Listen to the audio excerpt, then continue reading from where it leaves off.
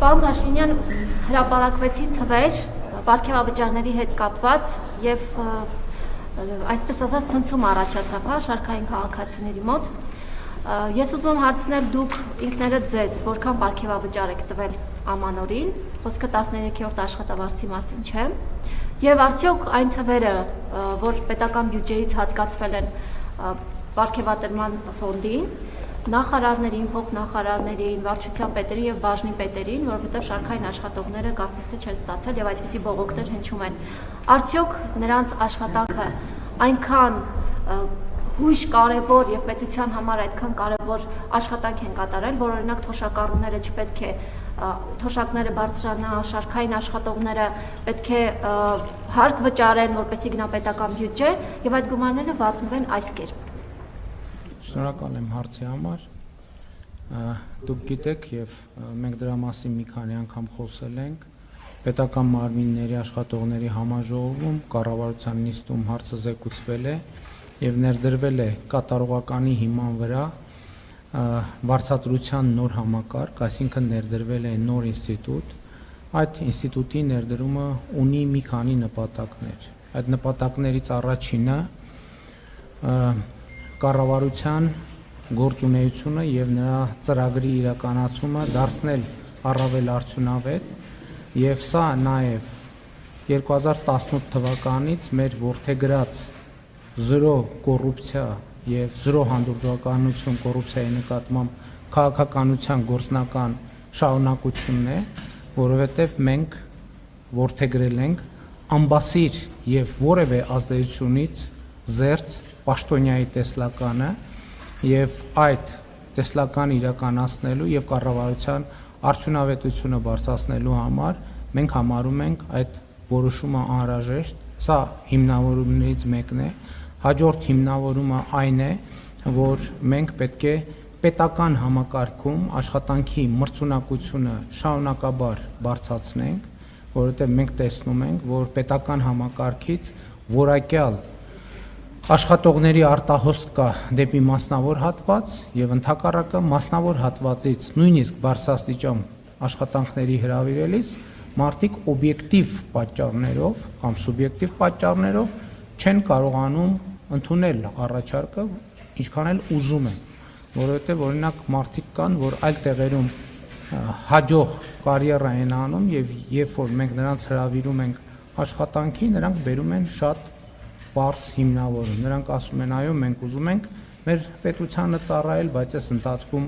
մենք ստանձնել ենք ֆինանսական պարտավորություններ, որը մեր ընթացիկ աշխատանքի հետ լիարժեք, համարժեք եւ համապատասխան է, եւ մենք օբյեկտիվորեն չենք կարող այդ որոշումը ընդունել, այսինքն տեղափոխվել աշխատանքի պետական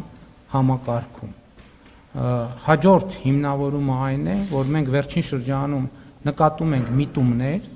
որ պետական բարձրաստիճան պաշտոնյաները որոշակիորեն իրենց իրավունքները պաշտպանելու առումով խնդիրներ են ունենում, ինչու, որովհետև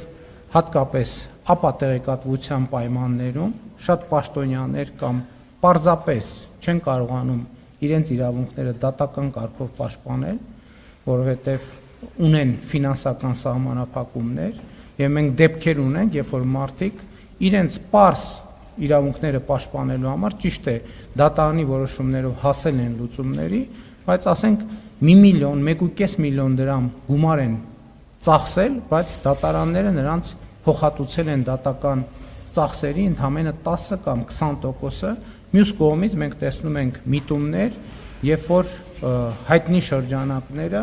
բազմամիլիոն դրամանոց հայցերի դրամների հայցեր են ներկայացնում պետական պաշտոնյաների դեմ եւ ըստ էության մենք դա գնահատում ենք որպես պետական համակարգը կաթվածահար անելու հիբրիդային սպառնալիք, որովհետեւ ինչքան էլ կտևի այդ դատական գործերը, այնուամենայնիվ անհրաժեշտ է իրավական պաշտպանություն, իսկ իրավական պաշտպանության համար անհրաժեշտ են ծախսեր եւ այլն եւ այդպես շարունակ եւ հաջորդ գործոնը, որը պակաս կարևոր չեմ համարում, հետեւյալն է, որ ես առիթ ունեցել եմ ասելու, Հայաստանի ներդրումային միջավայրը էականորեն փոխվում է։ Շատ էականորեն է փոխվում եւ Հայաստանի Հանրապետություն հոսելու են մեծ ներդրումներ եւ մեծ մրցակցություն է առաջանալու Հայաստանի Հանրապետությունում իրականացնելու ներդրումային ծրագրեր եւ այս առումով մեր գնահատականն այն է, որ կոռուպցիոն ռիսկերը էականորեն կարող են մեծանալ եւ մենք այդ թվում պետական պաշտոնյաներին եւ պետական համակարգը պետք է կարողանանք պաշտպանել կոռուպցիոն ռիսկերից։ Հաջորդ կարևոր գործոնն այն է, որ մենք ռազմավարություն ենք որդեգրել, որ Հայաստանի Հանրապետությունում կրթվելը եւ կրթությունը պետք է դառնա ապրելակերպ, կենսակերպ եւ մենք պետական պաշտոնյաներին ըստ էության պարտադրում ենք, որ նրանք շարունակաբար իրենց մասնագիտական որակավորումները կրթությունը բարձրացնելու ուղղությամբ աշխատեն, իսկ դա նաեւ որոշակի լրացուցիչ ֆինանսական ծախսեր են, կար գաղափար, որ մենք պարզապես այդ միջոցները պետական բյուջեով նախատեսենք, բայց մենք հիմա այս համակարգում ներդրել ենք եւ վարձատրության մի որոշակի մասը, բավական էական մասը պետք է ծախսվի մասնագիտական հմտությունները զարգացնելու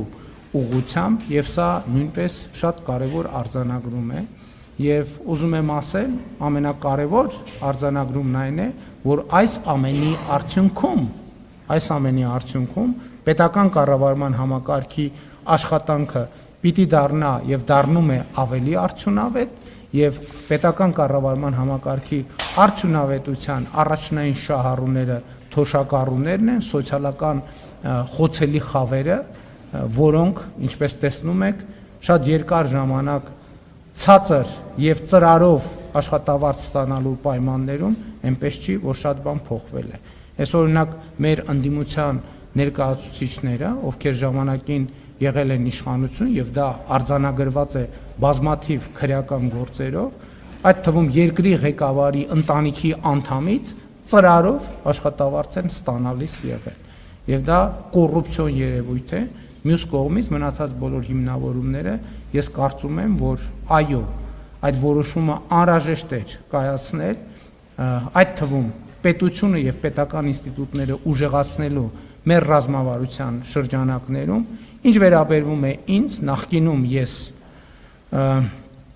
այդ համակարգից երբեք չեմ օգտվել, բայց սա այն դեպքն է, երբ որ մենք ինստիտուցիոնալ համակարգ ենք ներդնում եւ սա, եթե նախկինում եղել է այդ ամենը վարչապետի որոշմամբ, հիմա մենք ներդրում ենք մի համակարգ, որը առաջին պիլոտային շրջանը անցնելուց հետո պետք է այդ թվում օրենսդրական ամրագրում ստանա եւ այս դեպքում մենք խոսում ենք պետական ինստիտուտի կայացման մասին, հետեւաբար պետական ինստիտուտը եւ պետական ինստիտուտը պետք է իր տրամաբանությամբ գործի եւ բրգաձև այդ տրամաբանությունը պետքա գործի։ Հաջորդ գործոնն այն է,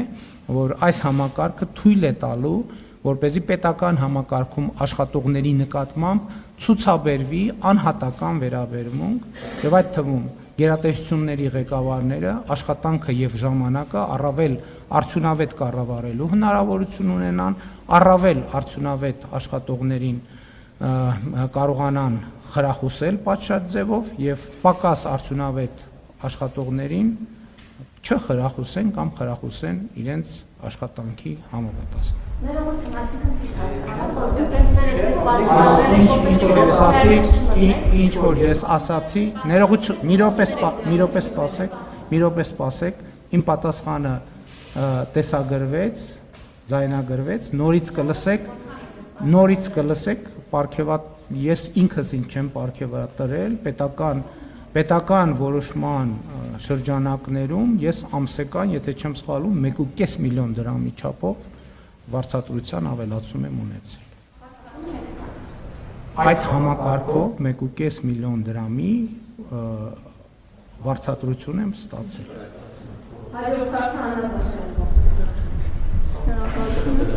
Ուրեմն մեր պետական պաշտոնյաների հայտարարագրման համակարգը այսօր նախատեսում է ոչ միայն եկամուտների, այլև ծախսերի հայտարարագրում եւ հետեւաբար պետական բարձրաստիճան պաշտոնյաների ոչ միայն եկամուտները, այլև ծախսերը հայտարարագրվում են եւ ոչ միայն 2026 թվականին նախորդող, եթե չեմ սխալվում, մենք այդ կարգավորումը 2022 թվականից ենք ընդունել, 2022 կարգավորում ընդունելուց հետո պետական պաշտոնյաների, այդ թվում որոշակի ծախսերը հայտարարագրվում են եւ ամեն ինչ թափանցիկ է եւ հրապարակային։ Հաջորդ հարցը